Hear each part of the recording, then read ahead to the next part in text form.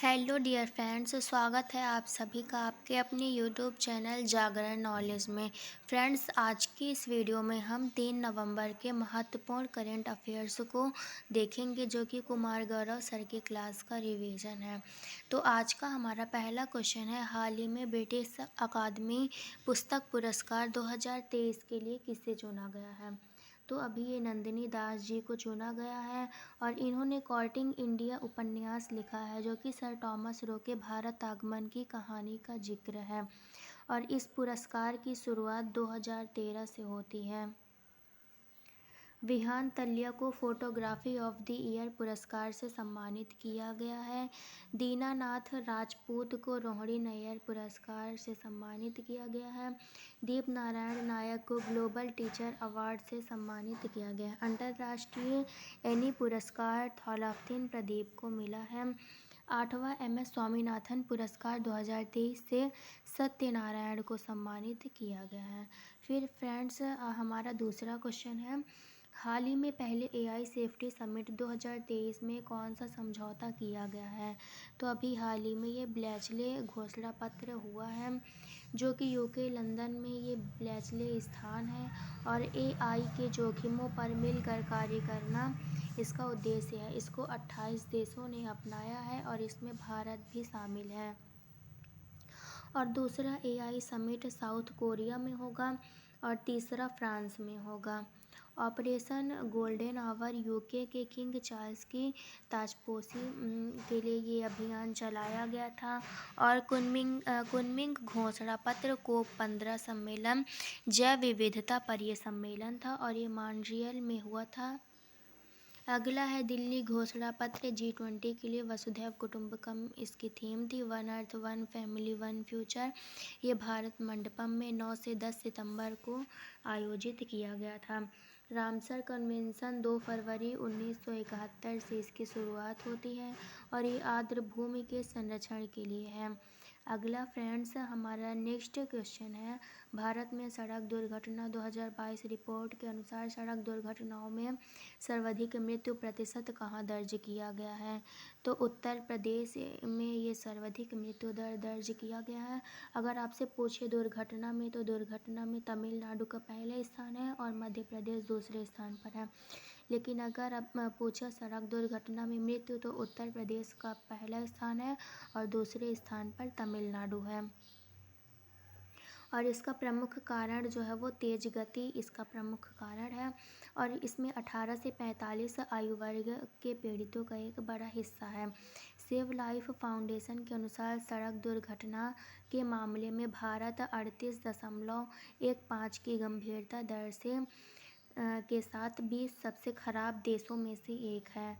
अगला हमारा next question है, हाल ही में ऑपरेशन बाइसन का संबंध किससे है?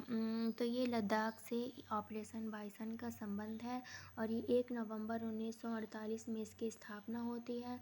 जोजिला स्थान पर भारत ने पाकिस्तान को हराया और इस स्थान पर कब्जा कर लिया। जोजिला श्रीनगर से लेह लद्दाख को जोड़ने वाली है। अगला है ऑपरेशन मेघदूत सियाचिन पर विजय 1984 में, जो कि लद्दाख में है। इसके लिए ऑपरेशन मेघदूत चलाया गया। ऑपरेशन पोलो हैदराबाद को भारत में विलय किया गया 1948 में।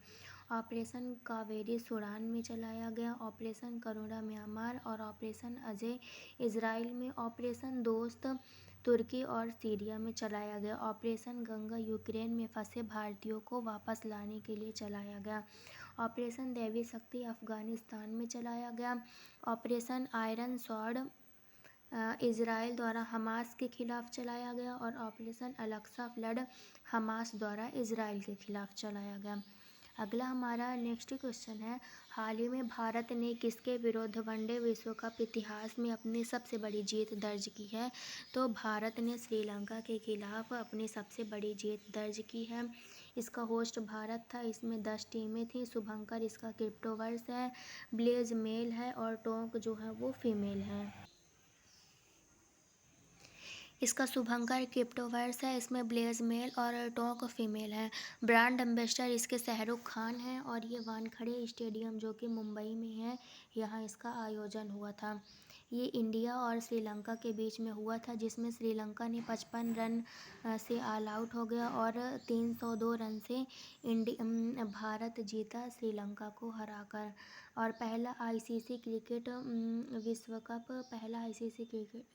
विश्व कप लंदन में लॉर्ड्स के मैदान में, जिसे क्रिकेट का मक्का कहते हैं, यहाँ आयोजित हुआ 1975 में। अगला है, हाल ही में केरल ज्योति पुरस्कार से किसे सम्मानित किया गया है? तो अभी ये टी पद्मनाभन को, ये साहित्य लेखक हैं, इन्हें सम्मानित किया गया है। ये केरल का सर्वोच्च पुरस्कार है और इसमें दूसरा केरल प्रभा और तीसरा केरल श्री पुरस्कार है। तो अभी केरल ज्योति पुरस्कार से टी पद्मनाभन को ये पुरस्कार मिला है। दूसरा पुरस्कार केरल प्रभा फातिमा बीवी, जो कि सुप्रीम कोर्ट की पहली महिला न्यायाधीश थी, इन्हें ये पुरस्कार मिला है। और नटराज कृष्ण मूर्ति को भी ये पुरस्कार मिला है। और केरल ज्योति पुरस्कार 2022 का पुरस्कार ये वासुदेवन को मिला था। अगला है, असम वैभव पुरस्कार डॉक्टर तपन सेकिया को ये पुरस्कार मिला है। दूसरा, लता दीनानाथ मंगेशकर पुरस्कार आशा भोसले को मिला था, लेकिन अगर पहला पूछे तो वो नरेंद्र मोदी को मिला था। केरल शीर्ष अवार्ड 2023 फातिमा असगर को मिला है। पहला, एस्ट्रोनॉमिकल सोसाइटी का Govind Swarup life time achievement award 2022 Jayant Vishnu को मिला था। सर्वश्रेष्ठ राज्य का भूमि सम्मान पुरस्कार ओडिशा को मिला है। महाराष्ट्र सरकार का पहला उद्योग रत्न पुरस्कार रतन टाटा को मिला है। अगला हमारा नेक्स्ट क्वेश्चन है, हाल ही में दक्षिण कोरिया में आयोजित एशियाई निशानेबाजी प्रतियोगिता में भारत को पदक तालिका में कौन सा स्थान मिला है? तो भारत को इसमें दूसरा स्थान मिला है। एशियाड निशानेबाजी, एशियाड शूटिंग चैंपियनशिप, इसका होस्ट साउथ कोरिया था। इसमें पहला स्थान चीन का है और दूसरा स्थान भारत का, जिसमें भारत ने 21 गोल्ड, 21 सिल्वर और 13 ब्रॉन्ज मेडल जीते हैं। टोटल 55 पदक से भारत दूसरे स्थान पर था। ये भी बात आपको ध्यान में रखना है फ्रेंड्स। अगला है, 22वां कॉमनवेल्थ गेम बर्मिंघम में हुआ था। पहला स्थान ऑस्ट्रेलिया और चौथा स्थान में भारत 61 पदक जीता है। ये भी प्रश्न आपसे पूछ सकता है कि 2026 का अगला विक्टोरिया के अंदर ऑस्ट्रेलिया में होगा। और 33वां ओलंपिक 2024 ये पेरिस में होगा। और 2028 वाला ये लॉस एंजल्स में होगा और इसमें क्रिकेट भी शामिल होगा। फिर अगला है, 22वां फीफा पुरुष वर्ल्ड कप कतर दोहा में, और इसका शुभंकर लाइव है। विजेता ये अर्जेंटीना फ्रांस को हराकर उपविजेता फ्रांस था और विजेता अर्जेंटीना है। अगला, अमेरिका, यूएसए, कनाडा और मैक्सिको सिटी में होगा अगला फीफा पुरुष वर्ल्ड कप। अगला क्वेश्चन है, हाल ही में कोलिंस डिक्शनरी ने वर्ड ऑफ ईयर 2023 किसे घोषित किया है? तो अभी हाल ही में एआई को वर्ड ऑफ ईयर 2023 घोषित किया गया। आर्टिफिशियल इंटेलिजेंस, अगर मशीन मानव के मस्तिष्क की तरह व्यवहार करे तो इसे आर्टिफिशियल इंटेलिजेंस कहते हैं। और अगर आपसे पूछे कि 2022 का कोलिंस डिक्शनरी ने वर्ड ऑफ ईयर 2022 लॉकडाउन था और अभी 2023 का एआई है। अगला है friends, ChatGPT, OpenAI, Bard, Google और लिसा, जो एआई आधारित आर्टिफिशियल इंटेलिजेंस आधारित क्षेत्रीय न्यूज एंकर हैं उड़ीसा की। गंगा गिर नस्ल की मादा क्लोन बछड़ा क्लोन है। और निराक्षी अंडर वाटर बारूदी सुरंग का पता लगाने के लिए। जलदोस्त एयरबोट झीलों में खरपतवार को हटाने के लिए ये बेंगलुरु में शुरू हुआ।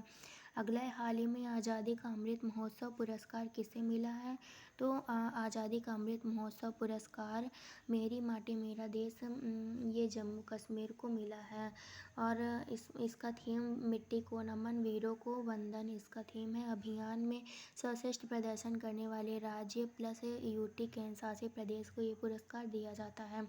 पहला जम्मू कश्मीर को, दूसरा स्थान गुजरात और तीसरा हरियाणा और राजस्थान है। इसका अभी हाल ही में इसका समापन हुआ है, जो कि 31 अक्टूबर को हुआ है। इसका शुरुआत 12 मार्च 2021 से इसकी शुरुआत हुई थी। जम्मू कश्मीर के बारे में कुछ महत्वपूर्ण बातें हैं जो कि इसका यूटी में गठन जो है वो 31 अक्टूबर 2019 में स्टेट से ये यूटी बना था। इसकी राजधानी श्रीनगर है। यहाँ के उपराज्यपाल मनोज सिन्हा हैं।